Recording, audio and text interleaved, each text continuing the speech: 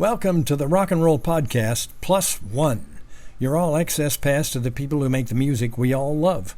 As a member of Saigon Kick and Cold Sweat, co-host Chris McLernon has himself gone platinum. Radio veteran Jack Trash cut his on-air teeth at the legendary metal rocker KNAC-FM in Los Angeles.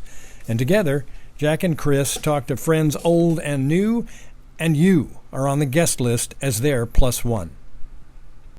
Hey kids, it's Jack Trash. Welcome into Plus One, a rock and roll podcast. I just said it, but I'm Jack Trash. Here he is, and I'm Chris McLernon. And this week, we have a really good guest.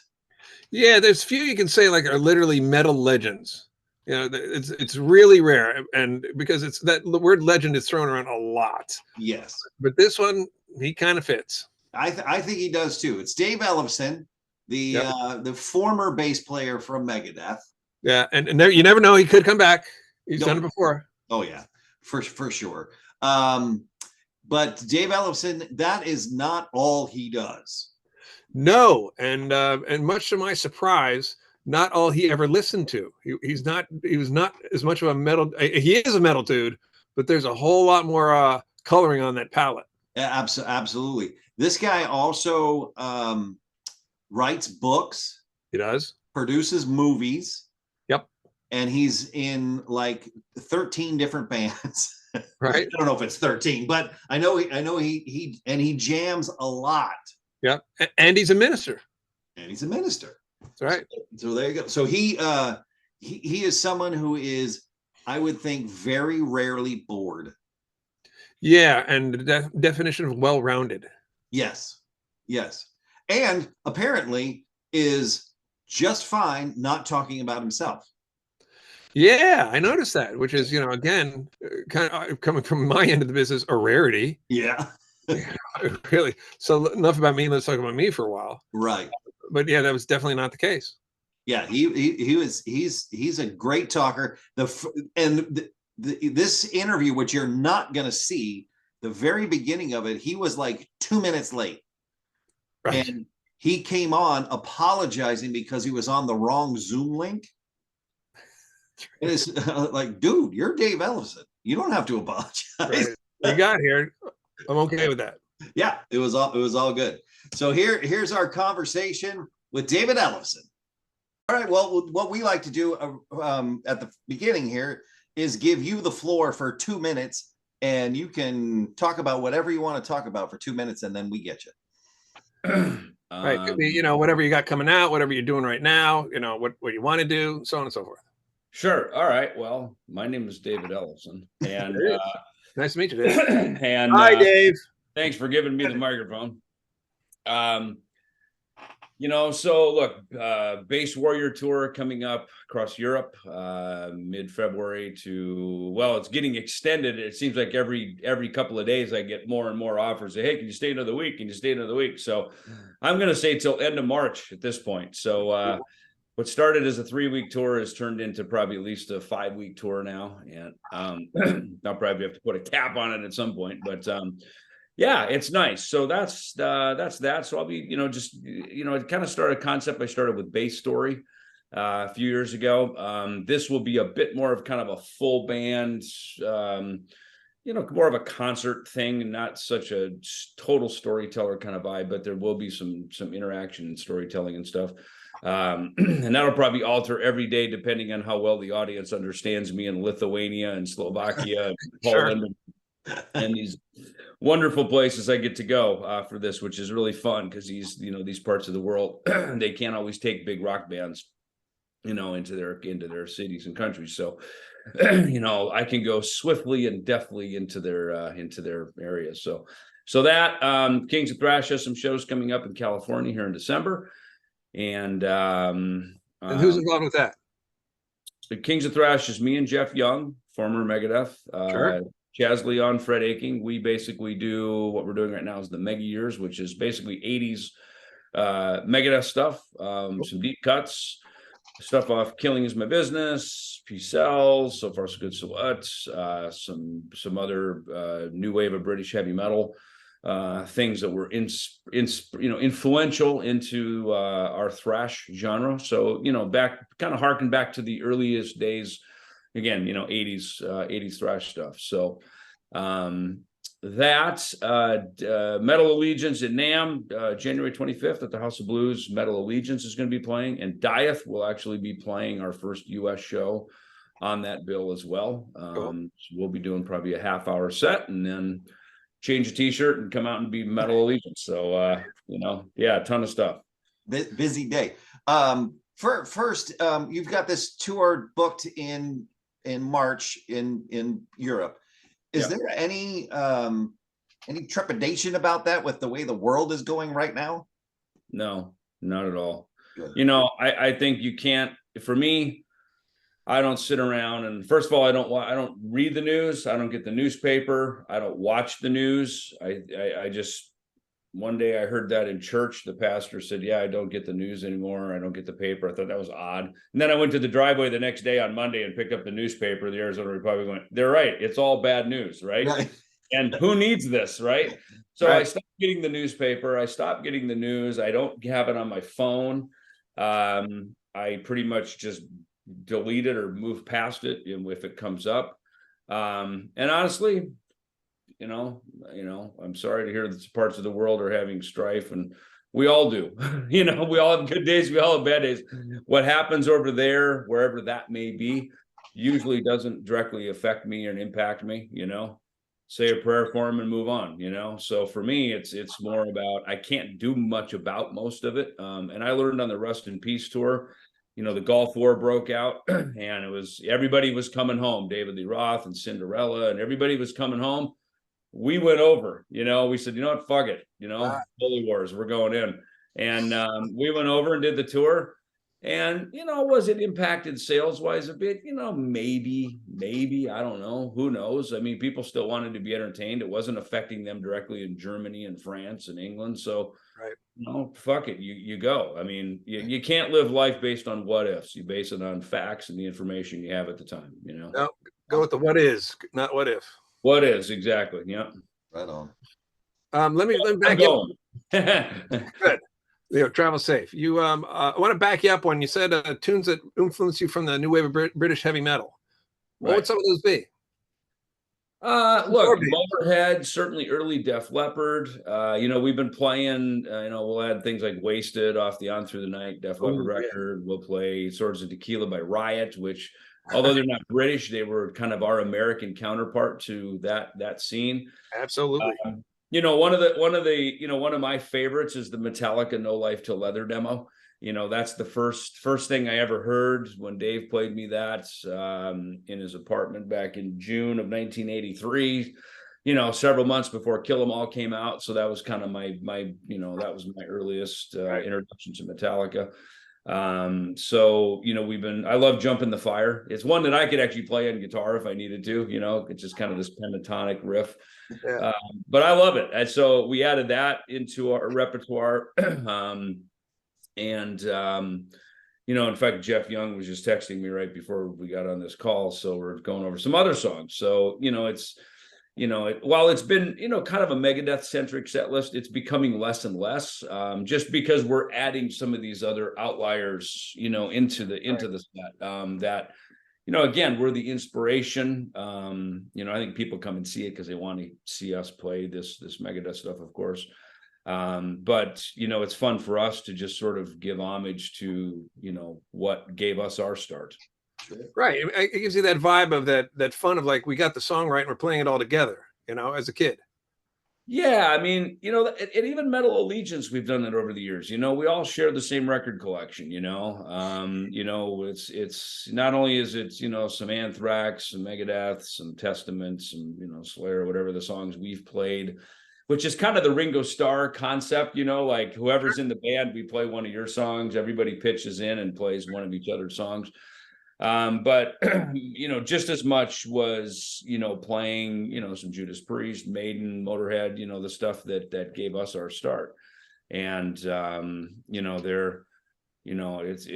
I don't know, I think it's fun, for most of my career in Megadeth up until 2002, I didn't play a lot of cover songs, you know. And then one day our band ended, and I was out on my own doing my own stuff, and suddenly I started getting calls to be part of jam sessions at NAMM and various things, and you know, rock and roll fantasy camps and tours and stuff like that. So, and I became the de facto metal guy, and I thought, well, look, let's go with the easy stuff. Let's play some Priest, some Maiden. You know, if anybody wants to deep dive into some Saxon, I'm always in, you know. There you go. You know, some Def Leppard, these kind of things. But, you know, most people don't know Tigers of Pantang and Tank. Oh, nice. You know, they don't go that deep, right? No. But, you know, the general public knows, you know, even Kiss. You know, it's funny, as big of a Kiss fan as I am, I hardly have played any Kiss songs in my life. You know, honestly, they were too hard to play. So I don't want to hear about KISS, keep it simple, stupid. That shit's fucking hard to play, man. So and I try singing too.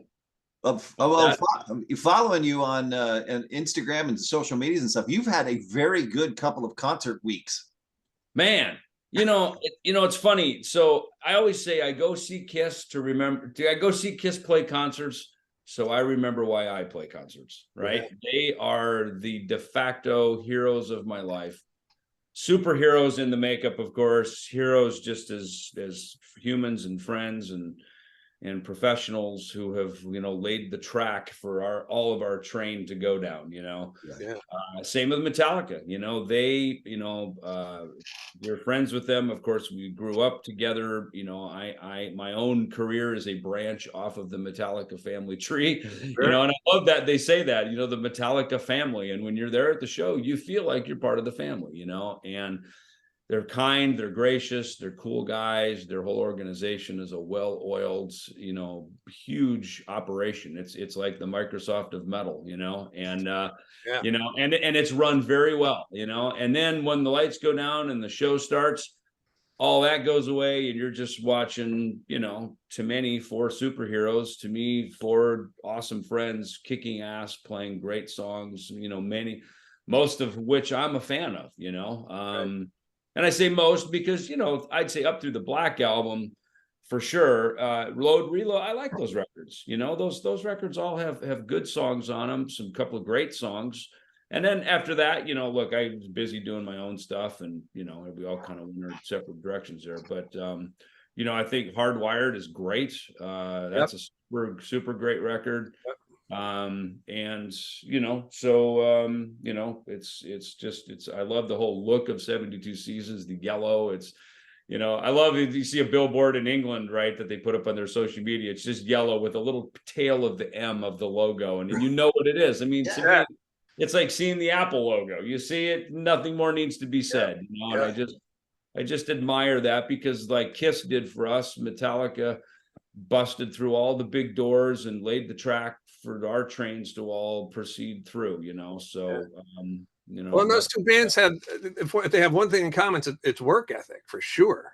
You know, that's the thing, man. You know, being at this Kiss show, for instance, right? I mean, these guys show up at 3 p.m. Now, that particular day, they, I think, flew over from Van Nuys. So, I mean, look, some black Suburbans or limousines pick them up at their houses in L.A., drive to the airport, get on a plane, fly, you know, not far, Palm Desert, maybe an hour. You know, they get off, more black Suburbans and, you know, Men in Black kind of shit, right? And they come to the arena, they show up. So, you know, look, their day probably started at fucking 11 a.m. or noon. They show up at 3. Now they're doing a sound check party for an hour, 2 hours of hair and makeup.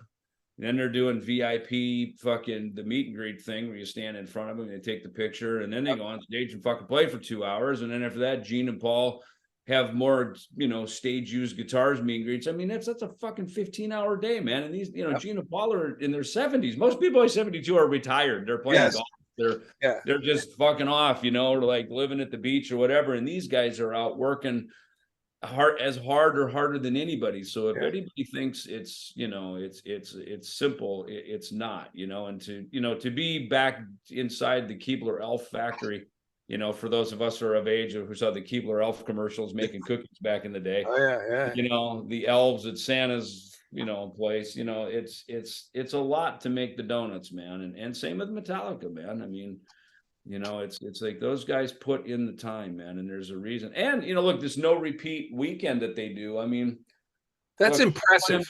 That's why I'm doing Kings of Thrash. I was always, I don't want to say anything bad here. I've always had a desire to go deeper into the catalog and play more stuff, and I feel like just as a always, I will always part of the Metallica family, I will always be a Megadeth family member. Right, wrong, or indifferent, whether they let me in or not, I am who I am, right? So for me, I'm playing songs that I like to play. They're fun to play. Jeff and Chaz and Fred, those guys put the time in, man. They rehearse a lot without me over in California. So, in my busy schedule, I can walk in, plug in. I've done my homework right here in this room with my bass right here, and I put the time in, so when we get together, it's plug and play, it clicks together. But yeah, there's a lot of, we look, musicians are vastly underpaid, for the hour or two you see them on stage. There is so much that goes into this. And I'm not complaining because that's showbiz, baby. You know what I mean?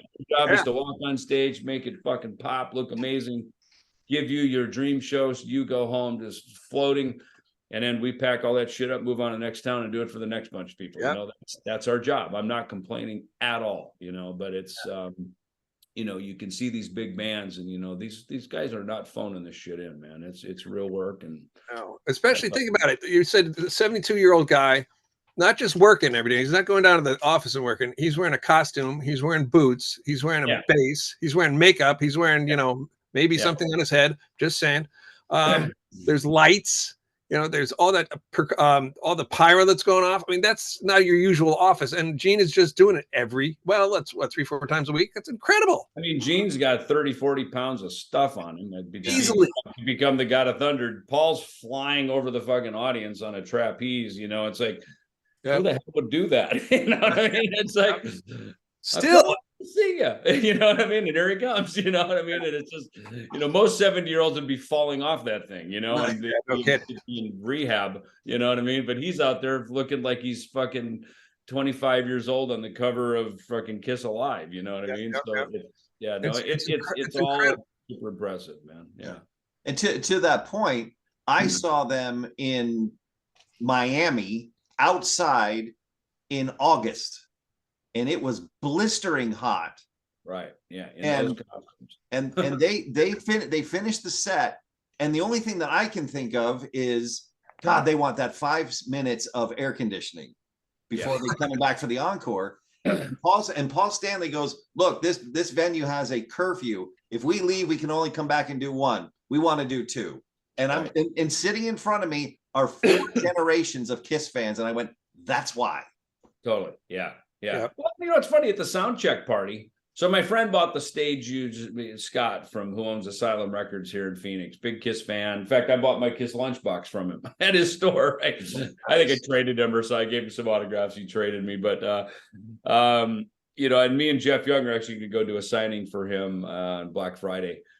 For a couple hours here in town. But so he hit me, he goes, dude, let's go see Kiss in Palm Desert. So I'm like, I'm in, so and he had the whole pit leaning against the stage, practically touched Gene's boot, and I felt a little awkward, like I know these guys, they know me, and I was like, this is kind of weird. And I was like, fuck it, man, I'm gonna be 15 years old and be a fan. Right. Yeah. And I just went for it. It was so fun. And and I was texting my friend Greg Hannibal back in Minnesota, because we went to go see Kiss in 1977 on the Rock and Roll Over tour. And so I'm just going, dude, can you believe this? And he's like, oh man, I'm jealous, because he's a lawyer now, and I pursued music, but we'll forever be Kiss fans, So it was just great, that whole thing. But to watch the sound check party, they're doing some deep cuts, Christine 16, Plaster Caster, the deep cut shit, they're not run tape. It's it's them playing. And I mean, just standing there hearing them play, just again, me being a musician, it's like they're a great 4-piece rock band, man. I mean, they sounded amazing. They played tight, they played great. And, they sing well. They sing great, man. And again, did sound check. There's for sure no tape running. They're just playing. They're just winging it, firing them off, calling the tunes, playing them, and it was very, very cool to see, Awesome. Yeah, because Gene always rags on himself as a bass player or a singer, and he's much better than Sorry. Yeah, no, look,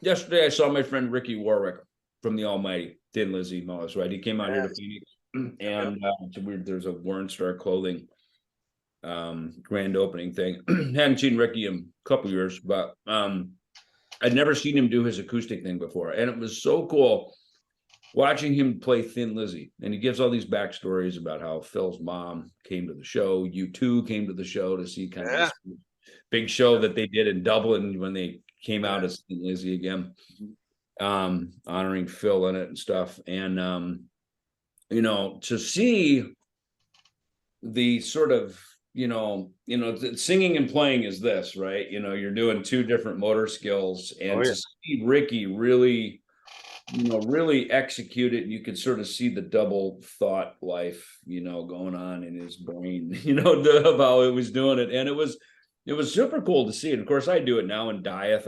I sing. Megadeth, of course, I sang backup a lot. And but and look, the funny thing is with Megadeth songs, I could probably sing them myself. I've known them, to me, as the song is playing, right, the lyric is as much in my head as the bass part, as the drum part. It's when you really are fully engaged in a song. It's the vocal, the word. I'm always worried about, God, am I going to remember the words? And then as soon as the measure shows up, the words just come, because you're in that measure of the tune where that activity is happening. It's just like, I remember the bass part. I don't have to sit and practice it over and over. I remember it, so that's, and you probably have the whole room singing along with you, which helps. Yeah, right. So it's almost like with Megadeth songs, I could practically sing them myself. I don't know if they'd sound any good, but I could sing them, because it's like, I know the words just as much as I know the notes, because it's all part of the composition. So back to your point with Gene, as he plays these cool walking lines. Oh yeah. Like Going Blind, let's say. Going Blind's a great example.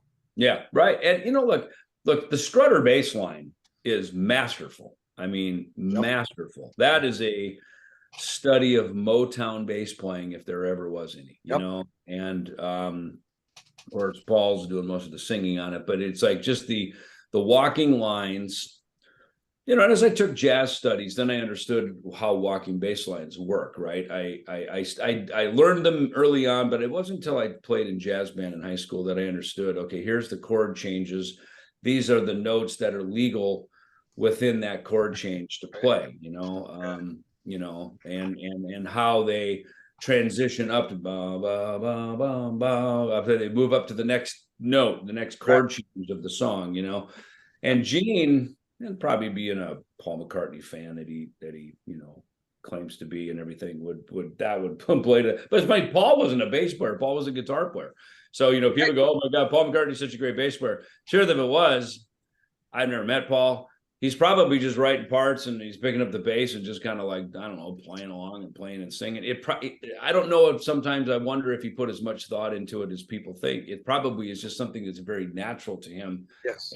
And the performance of his bass, like Gene, is probably almost a subconscious motion that happens, that because moving bass lines keeps the song moving, and it keeps the melody moving.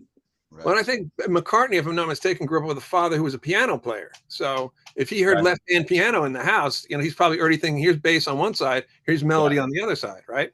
Well, it's funny, when I play piano, I kind of cheat like that, because, I learned initially first on that and reading manuscript, and, that when you're reading manuscript, you're reading, it's like classical musicians. A lot of them, they're incredible.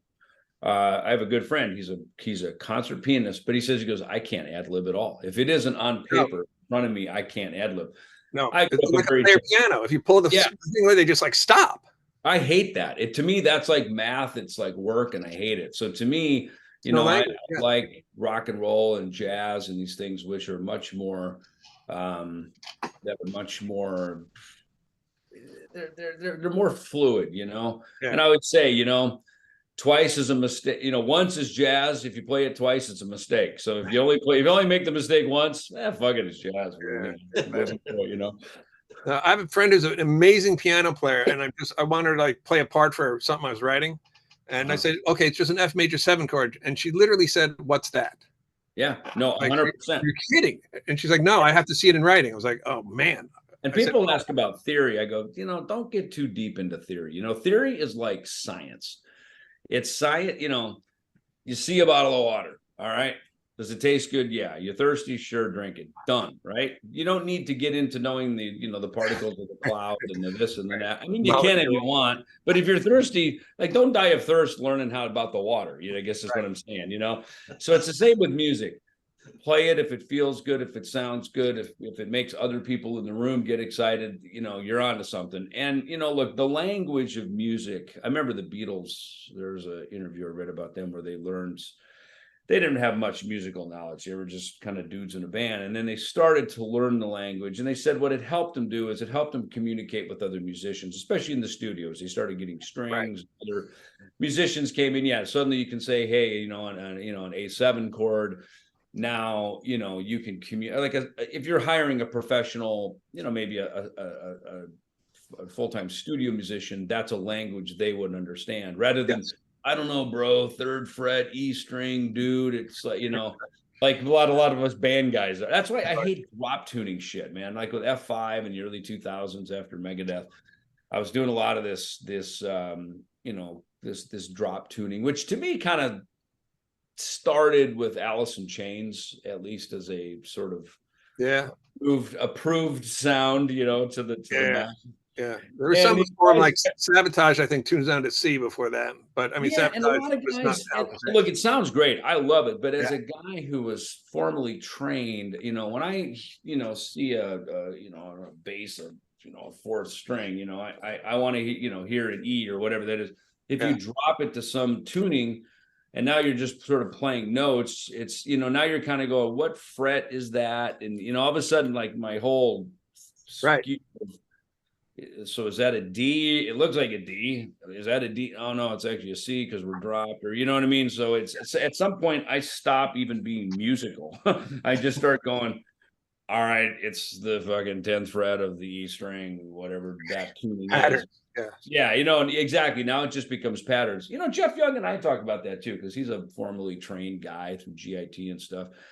Like he and I agree too. On guitars, you learn patterns, that this a C major scale, is it's a pattern, right?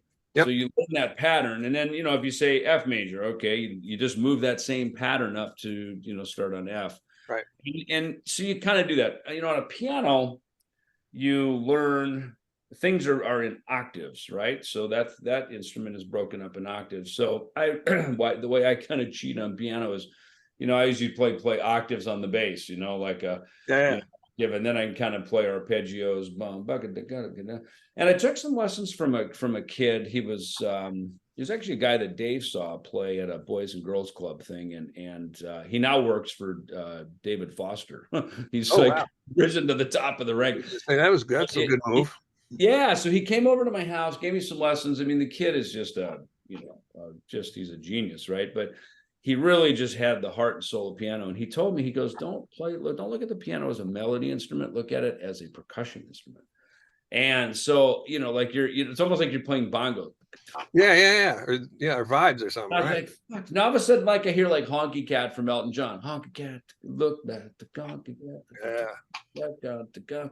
And I mean, I look at it now, and it's less of a how do you learn the melody as opposed to he's just like kind of hammering out these Lionel Hampton vibraphone kind of super hip rhythms that he's doing.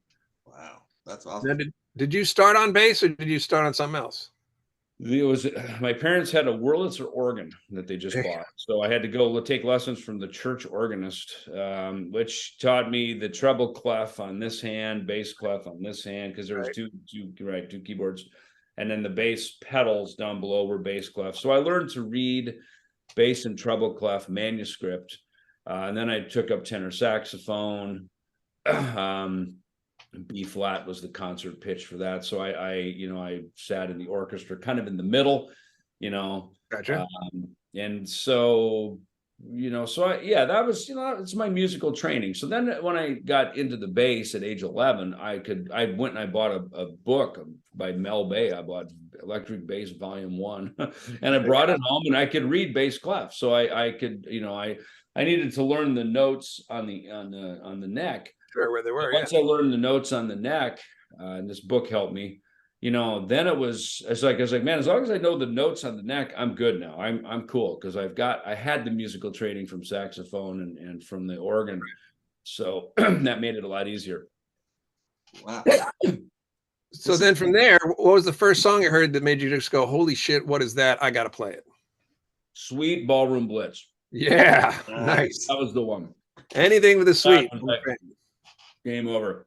Then BTO, You Ain't Seen Nothing Yet. Great one. Give Me Your Money, Please is another great one by them. Then I heard like Styx, Lorelei, Lady, these kind of things. Yep. And then Kiss Shouted Out Loud, and it was like game over. Here we go. Yeah, I found my path. Yeah, exactly. Yeah, that's a good one for the bass too. Totally. Well, and the problem is, excuse me, as I bought the Kiss Destroyer songbook, piano vocal, what is it? Piano vocal guitar or something book, right? And I bought it mostly because the pictures inside of it. But I sit down to learn it, and they're all in E flat. I'm like, yeah, but my bass only goes to E. Right. Clearly, they must have written the book wrong, right? Yeah. Then I, would later learn Kiss tuned everything down to E flat. They tuned down. So before Alice in Chains, they were tuning down. But it was interesting that I didn't know that. So I'm like, this book doesn't apply to me at all. It's like, I was better listening to it. But like I said, to me, the Kiss songs were hard. I played with musicians who knew bar chords. They knew kind of the, back in the 70s when I was getting into music, it was a lot of the boogie, the right, this kind of, Molly Hatchet, Skinner, Ted Nugent, Foghat, perfect, great one actually. Yeah, Slow Ride and stuff. So when I heard Kiss, now I read like Paul's book and stuff, and I see how he's talking about Slade, like a lot of his riffing. Paul's playing is very unorthodox, and again, I find it kind of complex. So, they were hard songs for me to figure out, to be honest with you. That's funny. We only got a couple minutes left, but you are somebody who, to me, seems like you are never bored because you have got your irons are in all these different fires. Do you go a day without thinking, wow, I could do something with that? Well, thank you. And you're right. I am. Look, probably because I'm of a clear mind and I don't, drink and drug and I don't do all that. So I've got a lot of clarity, and I, for me,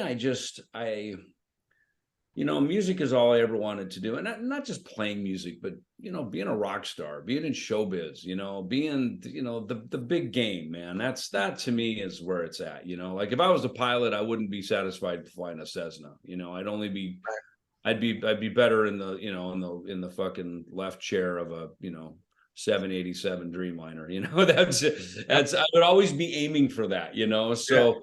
Go for it. Right.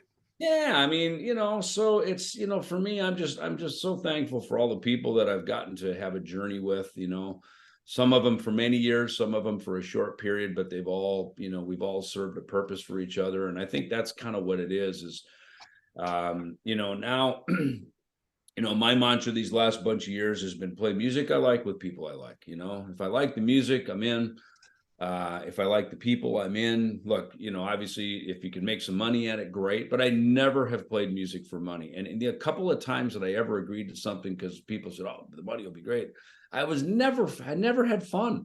It was never fun for me, And I've never approached music as work, and it's work, of course. You got to show up on time and do your part and do all that. Yeah. But I've never looked at it as work. To me, I'm like, you mean now we get to go play? You mean now we get to go sound check? You mean now we're doing photos with the fan? To me, it's more like I get to go do this rather than, oh, fuck, now we got to do that. Right.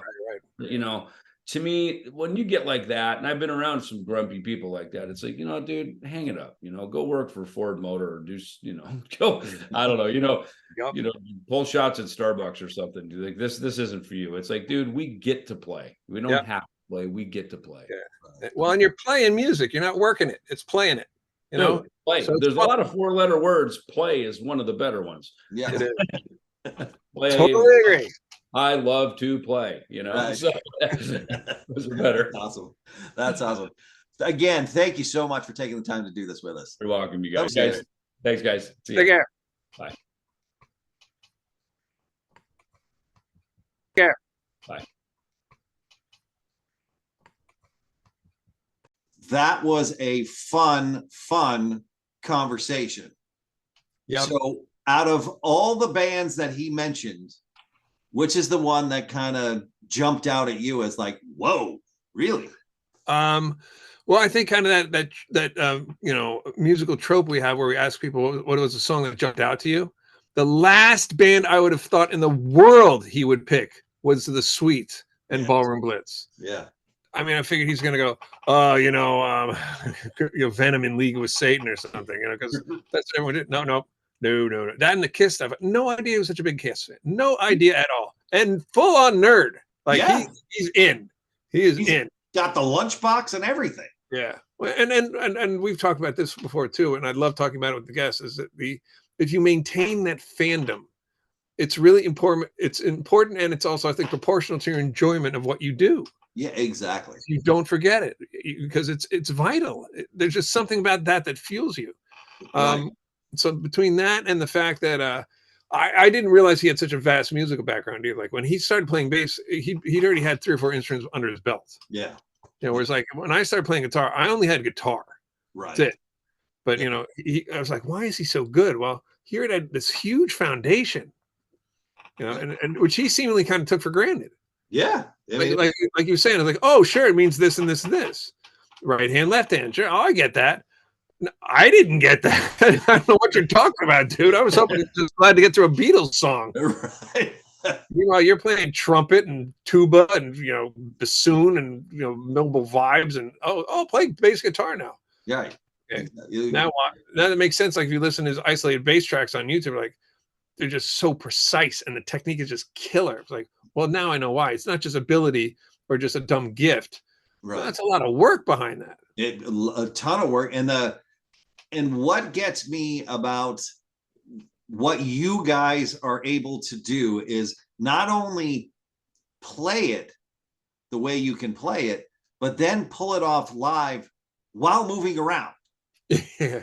That's the part that always is something that I'm always watching. It's why I like the bands that I like, and I'm not such a huge fan of bands that kind of stare at their shoes. Right. Yeah.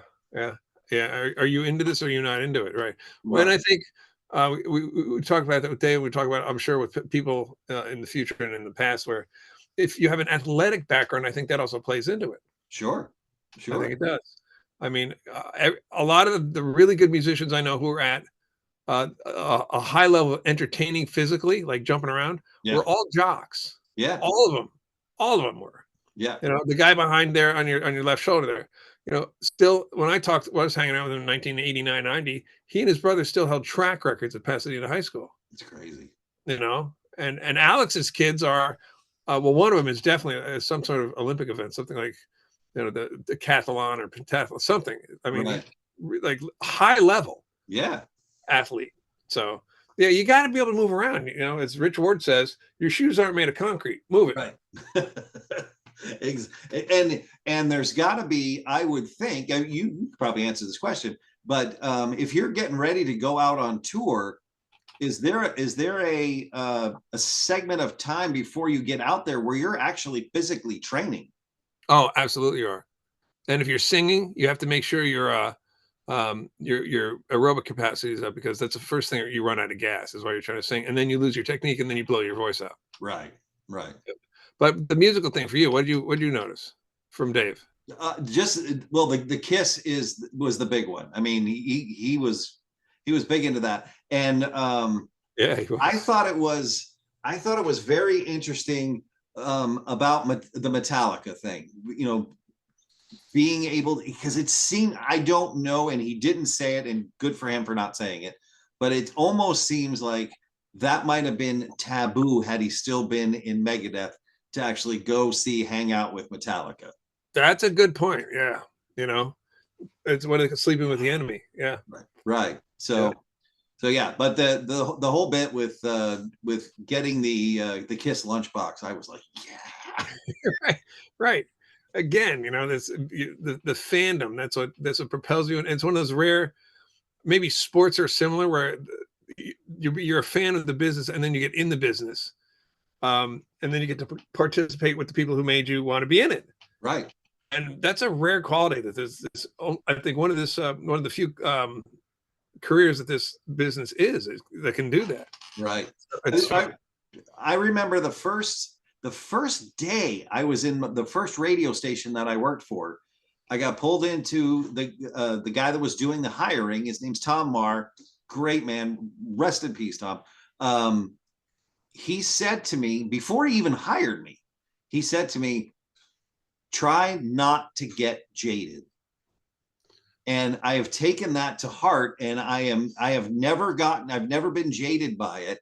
And when I have, Eric Martin, whatever, is a friend from Mr. Big. And if he texts me, there's part of me that goes, yeah, he's a friend, but there's also a part of me that's like, it's kind of cool. Eric Martin just texted me. Yeah. I got a friend, his name is John Johnson. He did the artwork for a couple of my surf records, and he did some Saigon Kick artwork. And he's a huge Cheap Trick fan, and he did one of the Cheap Trick record covers called Rockford, which I loved. And he's surprised I knew it. But we're friends now, and he was out at a sports bar somewhere in Tampa, and he said, check it out, Robin Zander's kid is here, and he's playing the gig by himself with the guitar, and he's singing Mandocello, right? And he pans over to I forget what the kid's name is. He pans over that, and he flips the camera around, and he shows himself. Then he just kind of does this move, and sitting next to him singing harmony is Robin Zander. Nice. I was just like, oh, again, that's you don't get jaded. You realize how special that moment is, at least to you. Yeah, for sure. It doesn't have to be to everybody else, but if it is to you, there you go. You got it. Yeah, exactly. Well, this was a very, very good one. Fun. Looking forward to next week. Yep. No clue who it's going to be, but it's all right. This week kind of fly by the seat of our pants. That's the way to go. All right. Until next time, I'm Jack Trash. And I am Chris McLernon. And live your life to 10 plus 1. And we'll see you at Will Call.